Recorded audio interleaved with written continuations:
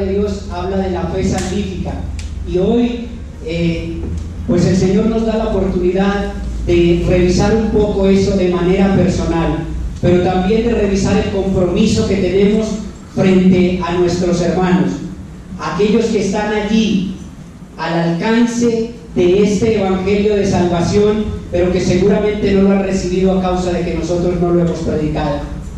Por eso les invito para que hoy dispongan sus corazones y como iglesia unánimes podamos clamar al Señor que haga su obra en nuestros corazones, que podamos ser transformados hoy por el poder de su palabra y que salgamos de este lugar completamente renovados, seguros de nuestra fe. Con esa intención vamos a compartir la palabra del Señor el día de hoy. Entonces quiero que me acompañen al libro de Juan, el capítulo 3, y vamos a leer el verso 17 y el verso 18. Cuando lo tenga, diga amén, porque es importante que sigamos las escrituras para que corroboremos que lo que se diga aquí no sea otra cosa que lo que dice la bendita palabra del Señor. Recordemos que el sermón del pastor no cambia los corazones ni las vidas, es la palabra del Señor la que convierte el alma del pecador. Por eso necesitamos revisarla muy detenidamente. Dice Juan capítulo 3 versículos 17 y 18: porque no envió Dios a su Hijo al mundo para condenar al mundo, sino para que el mundo sea salvo por él. El que en él cree no es condenado, pero el que no cree ya ha sido condenado. ¿Qué dice la palabra? El que no cree ya ha sido condenado. Y seguidamente dice ¿por qué? Porque no ha creído en el nombre del unigénito Hijo de Dios. Quiero que no perdamos de vista esta palabra. Esta va a ser nuestro derrotero durante este tiempo y esta enseñanza.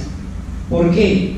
Porque allí se concentra lo que queremos que hoy el Señor haga en nuestras vidas, y es confirmarnos en la fe del Hijo de Dios. El que cree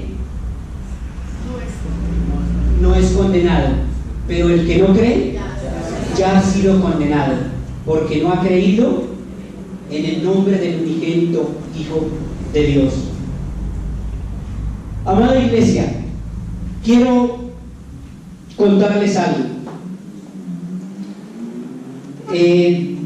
No sé si nosotros hayamos hecho este examen, pero si no lo hemos hecho, hoy estamos justamente aquí para hacerlo.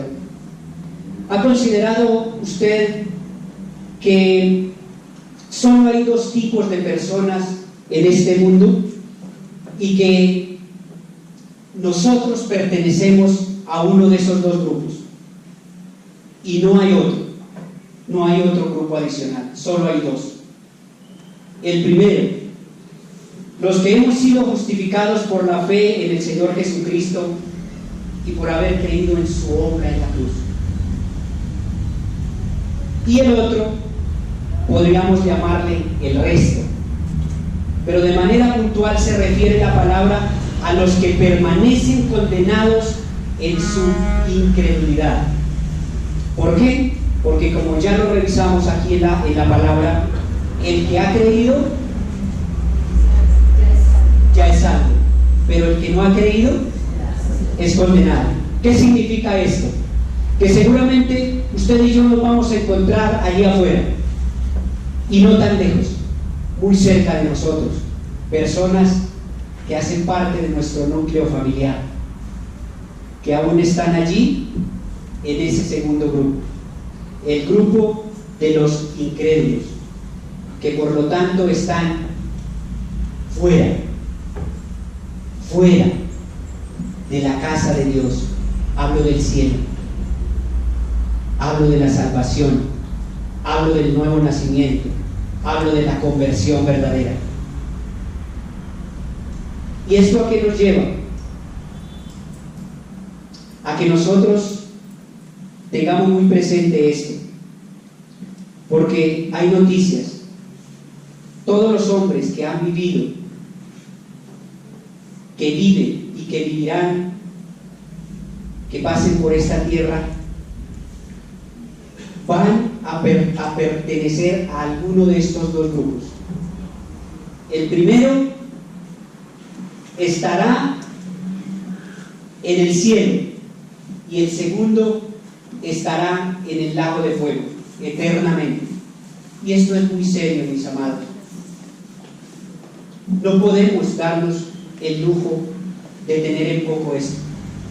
Necesitamos revisarlo y revisarlo cada día, porque no solamente nos atañe a nosotros el revisar que ciertamente estamos en la fe, que nuestra creencia nos da la certeza de que el día que nos encontremos con el Señor cara a cara podamos entrar en el reino de los cielos. Por lo tanto, es difícil comprender por qué un incrédulo se niega a creer en las mejores noticias que jamás haya podido escuchar, sobre el regalo que jamás podría recibir fuera de aquel que puede otorgarlo: la salvación, un regalo no merecido. Pero es aún más difícil y tal vez aterrador comprender por qué alguien, luego de haber sido expuesto a la palabra de verdad, a la palabra de poder, como lo decía Pablo, la palabra transformadora, aún persista en mantenerse en sus delitos y pecados, apartado de Dios, dándole la espalda a su Salvador. Es aterrador pensarlo. Pero si lo revisamos de manera particular, de manera individual, puede que nos esté pasando incluso a nosotros. Puede que nos esté pasando. Y este es el tiempo de volver nuestro corazón en humillación delante de Dios y decirle: Señor, confirma mi fe. Si es esa fe de la que habla tu palabra, la fe salvífica, la fe que me asegura que yo realmente soy un hijo tuyo. ¿Por qué lo digo? Porque la realidad del incrédulo es que pasará y será castigado en el lago de fuego del infierno, donde sufrirá el remordimiento del alma, el tormento eterno, la terrible agonía, pero lo peor, sin esperanza de escape.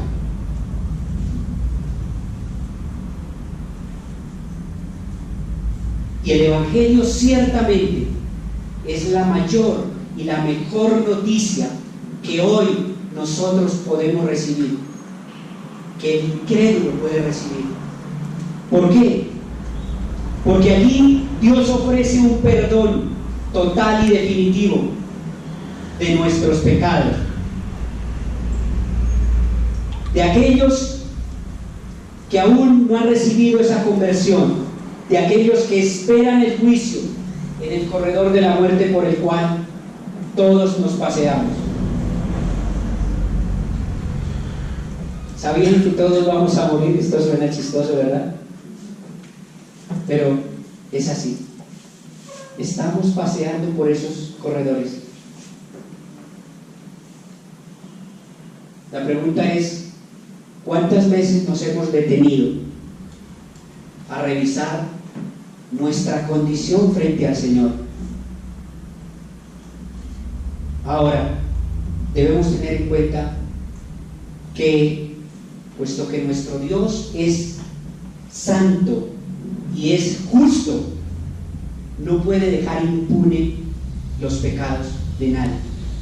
Por lo tanto, se hace necesario un sustituto sin pecado, que debe tomar nuestros pecados y recibir el castigo por ellos. Ahora, la buena noticia es que eso ya sucedió. Y aquí podemos hablar justamente de lo que estamos empeñados en predicar. Se llama el Evangelio de Jesucristo, nuestro Salvador. El mismo Dios hecho hombre, encarnándose en una mujer, naciendo, viviendo una vida obediente al Padre, en obediencia hasta la muerte y muerte de cruz. Muere, pero también resucita. Pero también asciende, es glorificado. Y hoy está sentado a la diestra de Dios Padre, intercediendo por nosotros los pecadores. Y la mejor noticia, regresará por su iglesia. La pregunta es, ¿somos la iglesia activa del Señor? ¿Estamos haciendo lo que Él nos ha ordenado hacer? ¿Estamos viviendo en esa obediencia que demanda el haber sido transformados, el haber recibido este regalo no merecido? Eso debemos validarlo cada quien. La misericordia del Señor es grande, pero necesitamos entender que es tiempo de validar en qué creemos y cómo está nuestra fe. Porque la verdad es que de esta manera es muy fácil. ¿Por qué? Porque el trabajo difícil ya se realizó. Cristo ya lo hizo. Ahora, ¿qué nos queda a nosotros? ¿Qué nos queda a nosotros según lo que acabamos de leer? Creer. Ahí está la clave. Y sobre esa palabra vamos a ser enfáticos. El creer. ¿Creer en quién? ¿O en qué? En el Hijo de Dios. Aquel que ya llevó a cabo el sacrificio por sus pecados y por los míos. Nuestra parte es creer. Éxodo 34:7 dice: porque yo soy Jehová que guarda misericordia a millares, que perdona la iniquidad, la rebelión y el pecado, y que de ningún modo tendrá por inocente al culpable, que visita la iniquidad de los padres sobre los hijos y sobre los hijos de los hijos hasta la tercera y cuarta generación. Iglesia, el perdón es ofrecido bondadosamente como un regalo de misericordia de parte de Dios hacia nosotros, los pecadores. ¿Hacia cuáles pecadores? Hacia los pecadores arrepentidos. Hacia los pecadores arrepentidos.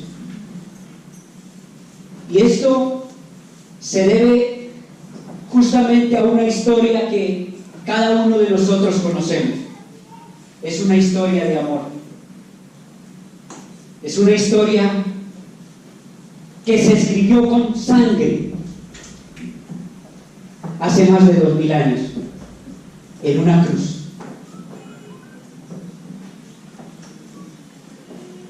De eso se trata. Cristo, el justo, muriendo por nosotros los injustos. Cristo tomando nuestro lugar para otorgarnos una salvación no merecida. Significa que este Cristo satisfizo la justicia divina al pagar toda la deuda que nosotros debíamos y que ningún hombre puede pagar en esta tierra, con ninguna fortuna, con nada. Cristo la pagó.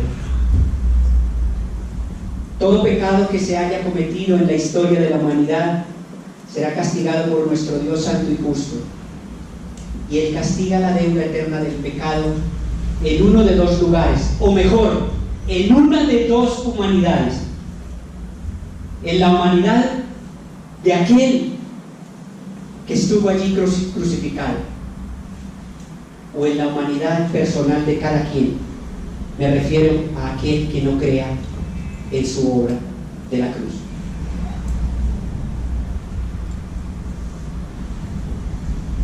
Solo hay dos formas de pagarlo.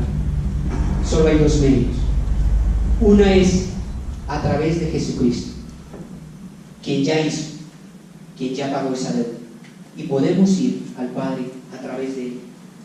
Y la otra es presentarnos por nuestra propia cuenta, pero eso ya está predeterminado. a dónde nos tocaría pasar nuestra eternidad. Así que los pecadores podemos confiar en el Señor como nuestro sustituto en la cruz, o podemos rechazarlo y pagar el castigo eterno en el lago de fuego que Dios ha preparado para los incrédulos. ¿Y qué tal si echamos una mirada no solamente a nuestra condición personal frente a Dios, sino a todos aquellos que nos rodean, empezando por nuestra familia? Porque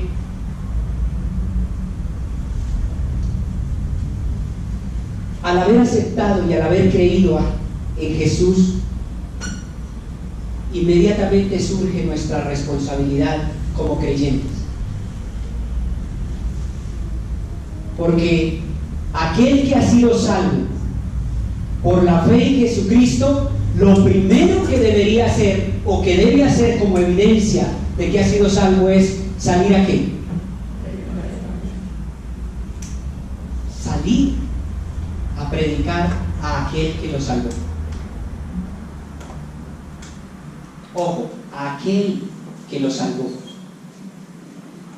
Nosotros no tenemos nada de qué engrandecernos.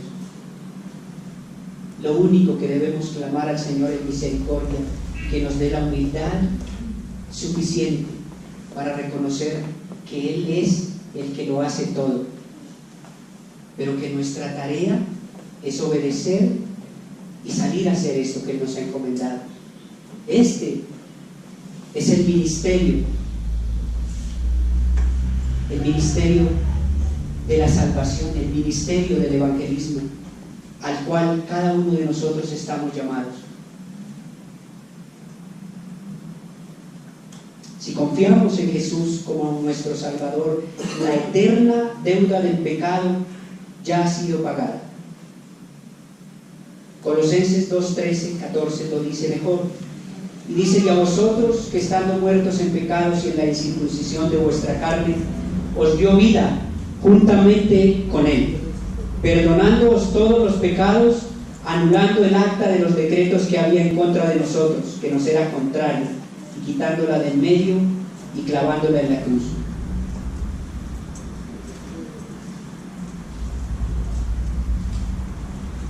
Iglesia,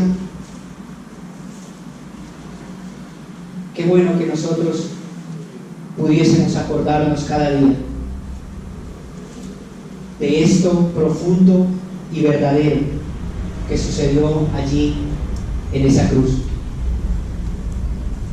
Qué bueno que nosotros pudiésemos revisar con certeza si nuestra fe hoy realmente atiende a esta obra llevada a cabo por el Señor Jesucristo en la cruz. Si nuestra fe realmente está direccionada a la eternidad con Él, o si la estamos ejercitando o la estamos usando para unos propósitos que no corresponden. Porque si la fe que estamos desarrollando es para alcanzar los beneficios que este mundo nos ofrece, pues definitivamente esa no es la fe verdadera. Para ello no creemos en Cristo. Creemos en Cristo para salvación de nuestras almas. ¿Por qué? Porque Él así lo determinó en su palabra. Primero gracia y después paz. Primero salvación y después bienestar. Primero Cristo y después lo demás. Podemos revisar ese orden en nuestras vidas.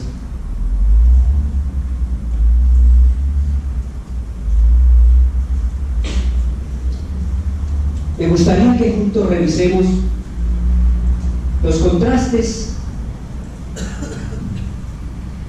que se viven en esta tierra de estos dos grupos que hemos mencionado al inicio, de los que caminamos con Cristo, si es que lo estamos haciendo, y de los que no caminan con Cristo, es decir, los inconversos. Podríamos pasar todo el día revisando esas situaciones, pero vamos a puntualizar al menos en unas 6 o 7 de ellas. La primera: los incrédulos están espiritualmente muertos, y los que estamos en Cristo estamos vivos. Y esto nos debería llevar a una reflexión muy seria, empezando por nosotros mismos. ¿Estamos vivos o estamos muertos?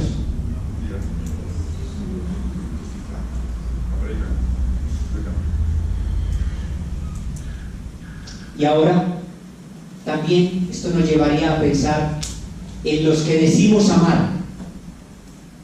¿Estarán ellos vivos o estarán muertos?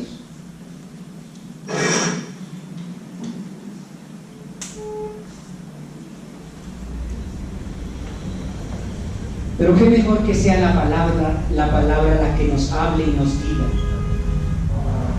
Efesios capítulo 2, versículo 1. Dice: y Él os dio vida a vosotros cuando estabais muertos en vuestros delitos y pecados. Efesios 2:5 dice: aún estando nosotros muertos en pecados, nos dio vida juntamente con Cristo. Por gracia somos salvos. Por gracia. Pero los que no están vivos, entonces están muertos.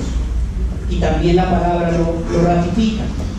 Corintios 15:22. Porque así como en Adán todos mueren, también en Cristo todos serán vivificados. Recordemos la historia del Edén. ¿Qué pasó allí?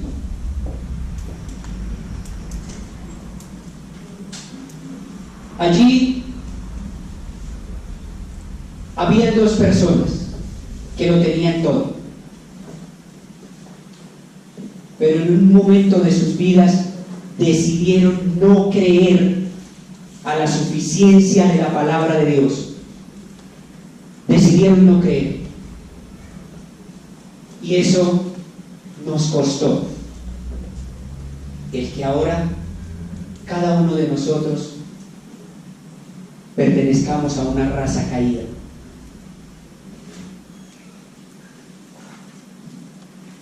Es impresionante. ¿Qué nos queda? Nos queda Cristo, nos queda creer en Él, para poder nacer de nuevo y despojarnos de esa condición caída. Si revisamos un poquito antes, revisar y validar esto en nuestras vidas. Número 2, los incrédulos no buscan a Dios. Romanos 3:11 dice: no hay quien entienda, no hay quien busque a Dios. Así que si en algún momento usted llegó a pensar que estaba definitivamente buscando a Dios, quiero decirle que esa es una gran mentira, porque nadie busca a Dios. Dios nos buscó a nosotros primero, y por esa razón cada uno de ustedes y yo estamos en este lugar. De hecho, la palabra lo dice de esta manera: y nadie vendrá a los pies de Cristo, a los pies de la cruz, si no es el mismo Padre que lo toma de la mano y lo trae hasta ese lugar.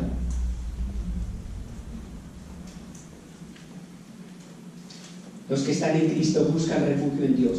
Salmo 141, versículo 8. Por tanto a ti, oh Jehová, Señor, miran mis ojos, y en ti he confiado. No desampares mi alma. Número 3. Los incrédulos son culpables y están condenados.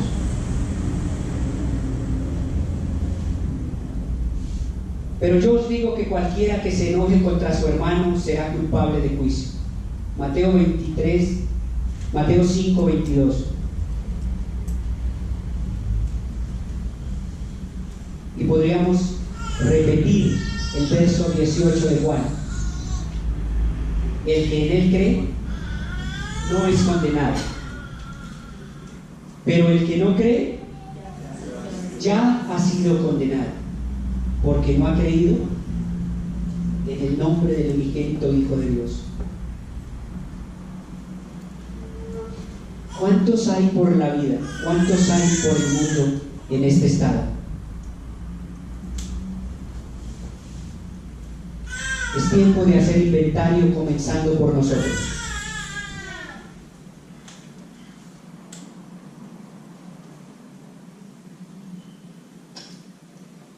Los que estamos en Cristo somos perdonados y justificados. El que creyere y fuere bautizado será salvo, mas el que no creyere será condenado. Juan 16, 6.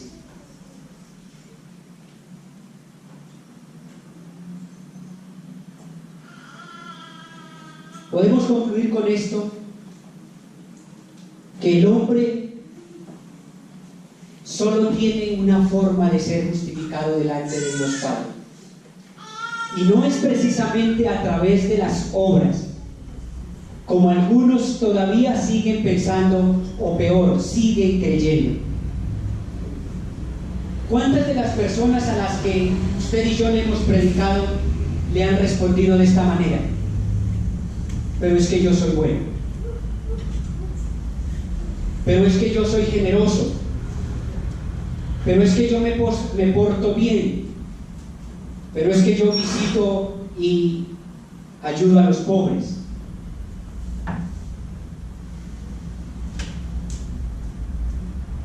Pero es que yo hago, pero es que yo esto y lo otro. Cuando encuentren a alguien así, sepan que están frente a una persona completamente incrédula, que necesita de manera urgente que se le predique este glorioso evangelio de poder,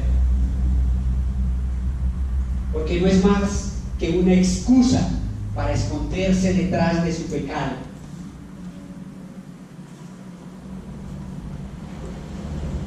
¿Cuál es la condición?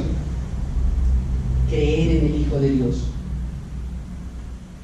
y que, como dijo Pablo, que ya yo no viva, sino que Él viva en mí, y entonces esas obras serán el fruto de ese verdadero arrepentimiento, de ese nuevo nacimiento, de esa verdadera conversión.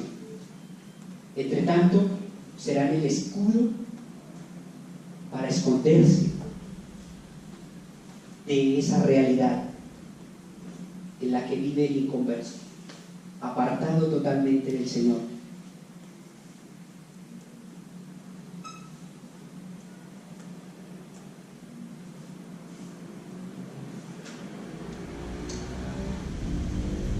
No es posible. No es posible de ninguna manera que el hombre se justifique delante de Dios por sus obras. Necesitamos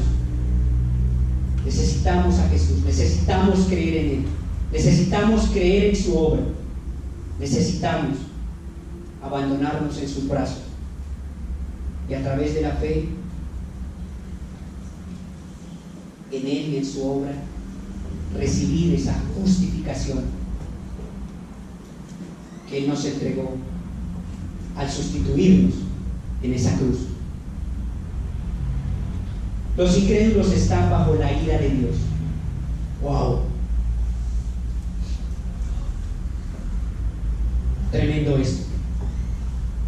¿Cómo podría pensar uno que se encuentre al mejor amigo, a la mejor amiga? Y vayamos más extremos. al papá, a la mamá, al hermano, a la hermana, al tío, al que supuestamente de corazón yo digo amar, pero que es un incrédulo. ¿Quién dice que está bajo la ira de Dios? La palabra de Dios. El que cree en el Hijo tiene la vida, pero el que se rehúsa a creer no verá la vida, sino que la ira de Dios está sobre él. Y quiero hacer énfasis en este verbo estar, porque está conjugado en presente, o sea, en el ahora. El incrédulo está permanentemente bajo la ira de Dios.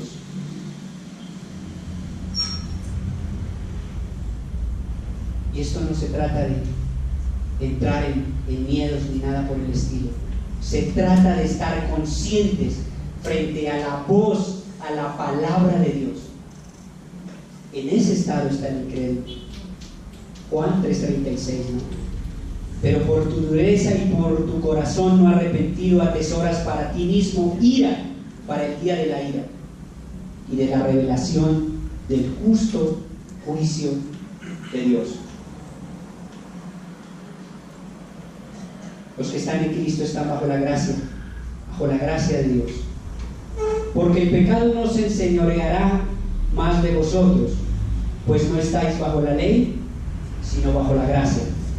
Romanos 6:14. Bajo la gracia inmerecida.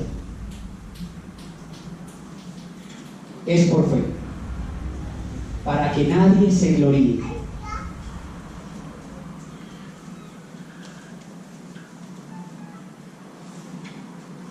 Los incrédulos son enemigos hostiles de Dios. Qué tremendo esto. Enemigos hostiles de Dios, acérrimos, empedernidos, obstinados.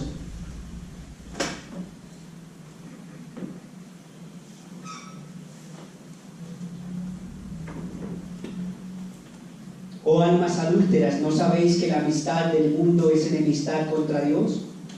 Cualquiera pues que quiera ser amigo del mundo se constituye enemigo de Dios. Santiago 4:4.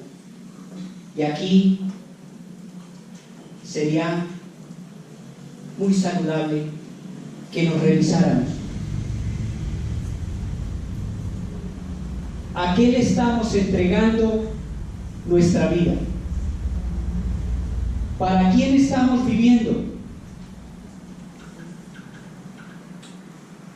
¿Estamos viviendo para Dios o estamos viviendo para conseguir lo que queremos conseguir y quedarnos en esta tierra?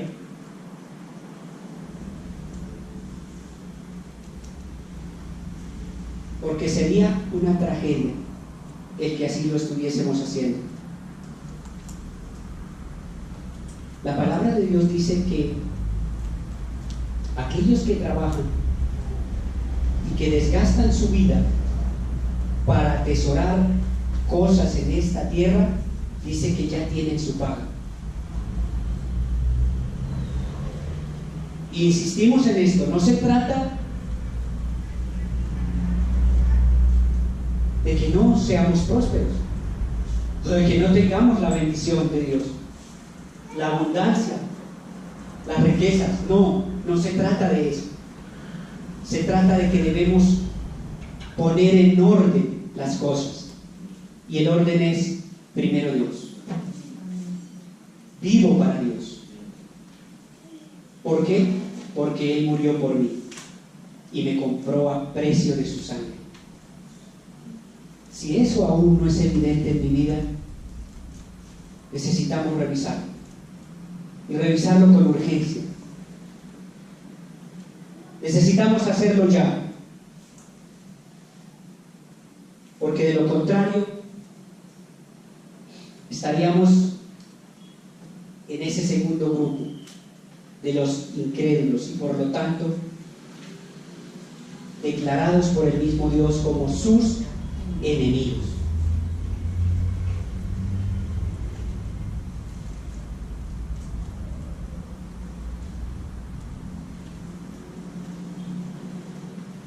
Los que están en Cristo son hijos adoptivos de Dios.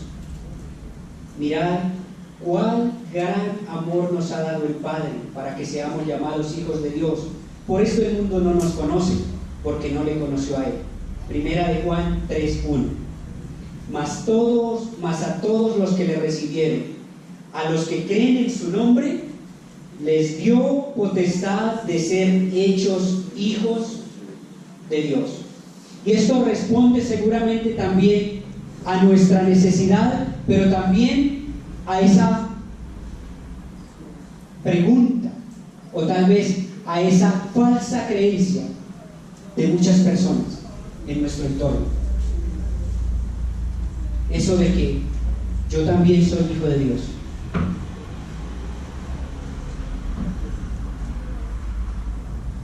Todo el mundo anda convencido que es hijo de Dios, pero aquí la palabra nos data, nos enseña y nos muestra cuál es la condición para ser hijos de Dios.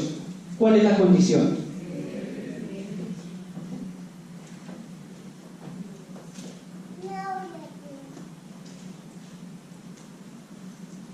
Mas a todos los que le recibieron y a los que creen en su nombre, les dio la potestad de ser llamados hijos de Dios. Los incrédulos están sin fe, sin esperanza e indefensos. Efesios 2:12. En aquel tiempo estabais sin Cristo, alejados de la ciudadanía de Israel y ajenos a los pactos de la promesa, sin esperanza y sin Dios en el mundo.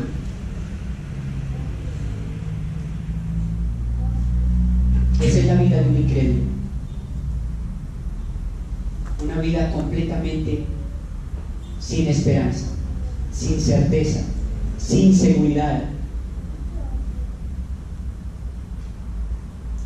Y una vida en ese estado es una persona muerta en vida. Yo no sé qué tanto esto pueda impactarnos hoy, pero no se trata de que nos impacte, se trata de: ¿yo necesito esto? ¿O definitivamente quiero seguir caminando de la manera que lo he hecho hasta ahora?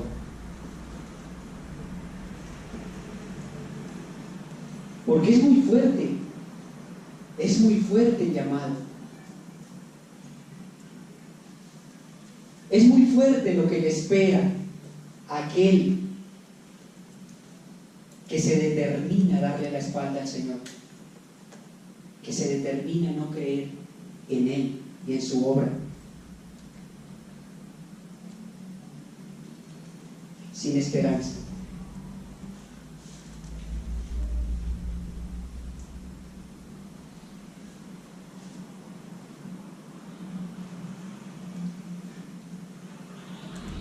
Dios mío, qué bien.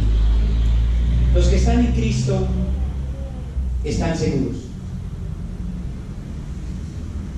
Después la fe, la certeza de lo que se espera, la convicción de lo que no se ve. Hebreos 11:1. Sería muy saludable que revisáramos en casa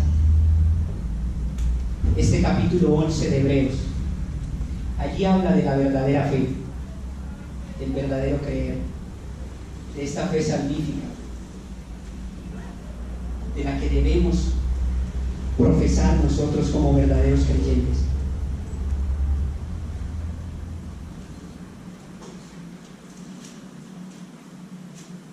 Y mediante el cual creéis en Dios, quien le resucitó de los muertos y le ha dado gloria, para que vuestra fe y esperanza sean en Dios. Primera de Pedro 11:1. ¿Dónde está fundada mi certeza, mi seguridad y mi esperanza?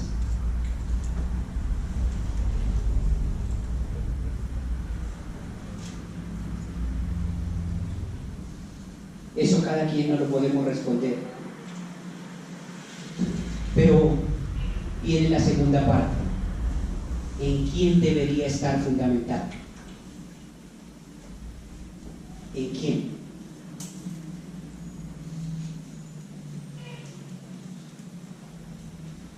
Los incrédulos están separados de Dios por causa del pecado. Isaías 59:2 dice: pero vuestras iniquidades han hecho división entre vosotros y vuestro Dios, y vuestros pecados han hecho ocultar de vosotros su rostro para no oír.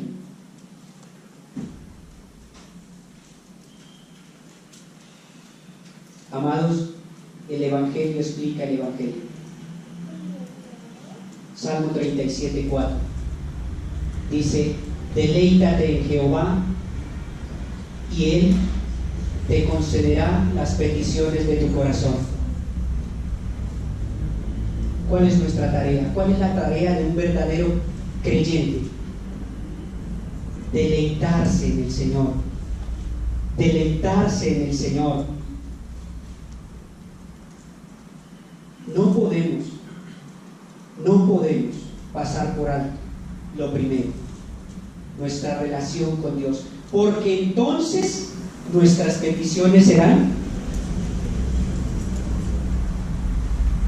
escuchadas. Bueno, eso se traduce en la Biblia de otra manera, porque al pecador Dios no oye. Una reflexión más acerca de la oración. ¿Queremos que nuestras oraciones sean respondidas? Ahí está la clave. Deleítate en el Señor.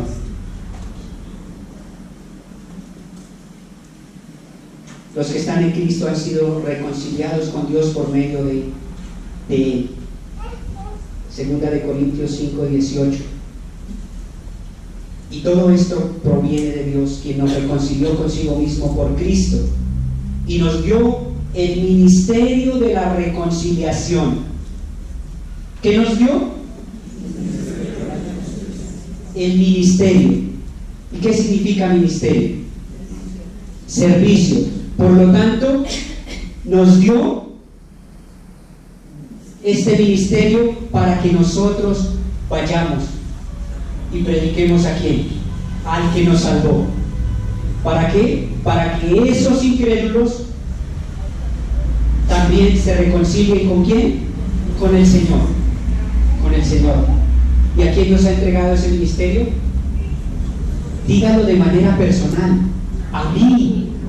Por una vez vamos a decirle: Señor, me comprometo contigo.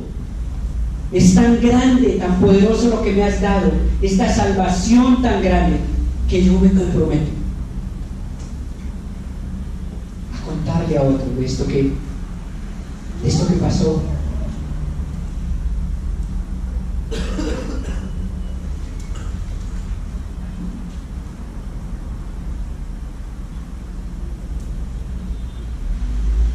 Pero ahora en Cristo Jesús, vosotros que en otro tiempo estabais lejos, habéis sido hechos cercanos por la sangre de Cristo. Efesios 2:3.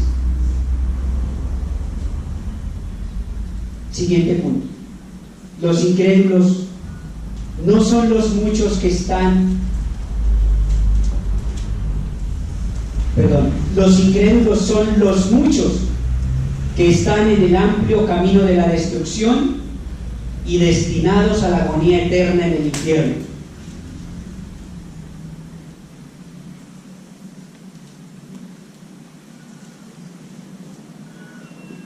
¿Qué significa esto? Que definitivamente el mundo está haciendo su trabajo. El diablo, Satanás, como le quiera llamar, está haciendo su trabajo muy bien hecho. Y por eso el Señor dice que son muchos los que están transitando por ese camino ancho.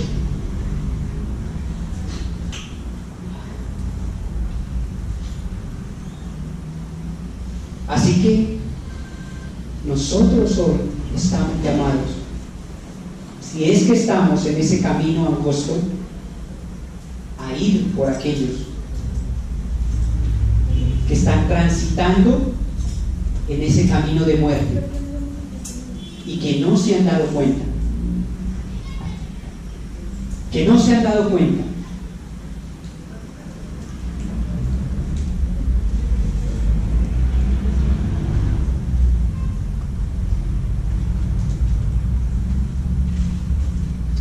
Mateo 7:13 creo que lo describe mejor que lo que yo pueda decirlo aquí con mis palabras.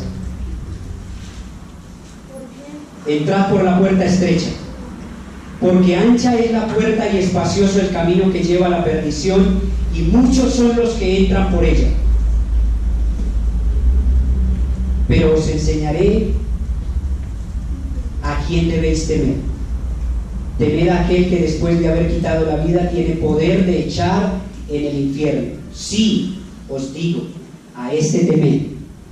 Lucas 12:5. ¿A quién estamos huyendo? ¿De qué tiene miedo? ¿Qué es lo que lo asedia? ¿Qué es lo que le roba la paz? ¿Qué es lo que le quita el sueño? ¿Qué es?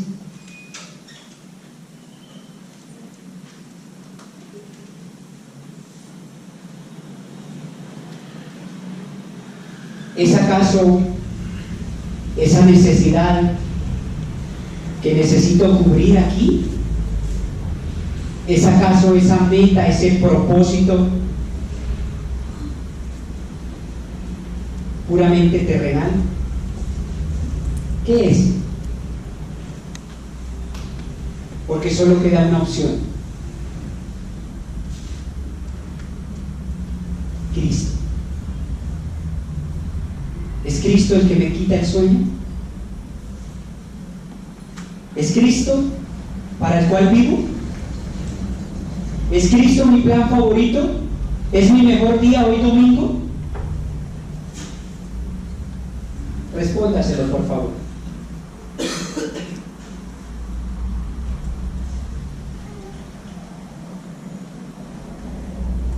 Hermanos, quiero decirles que esto no es lo que a la gente le agrada, pero este glorioso evangelio es tan áspero como la cruz donde el Señor murió.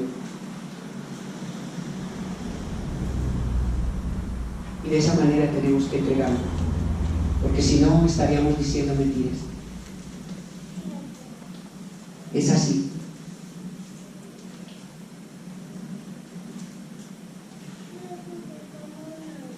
El incrédulo está caminando por el camino ancho, y son muchos los que están transitando por allí.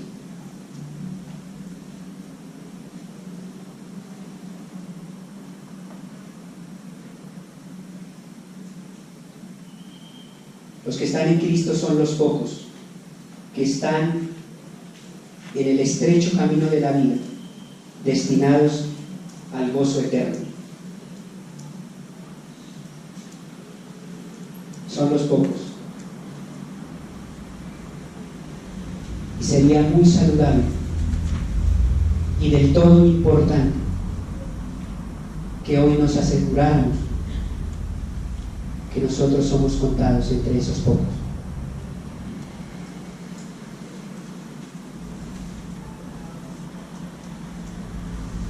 Necesitamos establecer prioridades conforme a lo que la palabra de Dios demanda, porque estrecha es la puerta y angosto el camino que lleva a la vida, y pocos son los que la hallan. Mateo 7:14. Siempre la palabra habla mejor que nosotros, ¿verdad?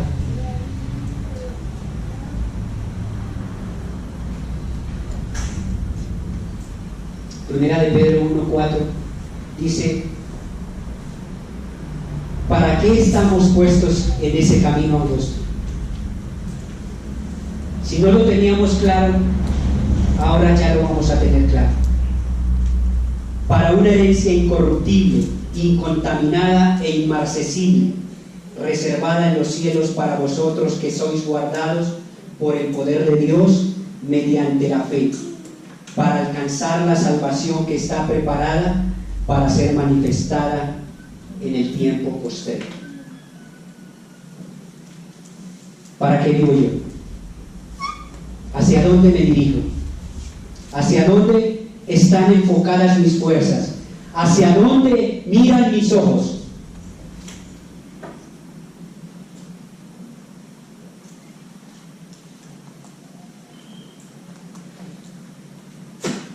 Querida iglesia, hay noticias. Los creyentes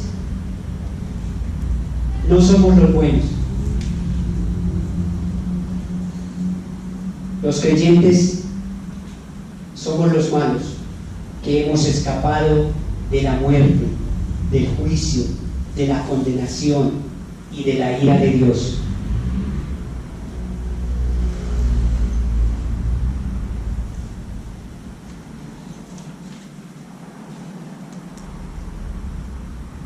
Así que hay de qué ufanarnos, hay de qué enaltecernos, hay de qué enorgullecernos. ¿Qué hay? ¿Y por qué lo digo? Porque les aseguro que la prédica, que el compartir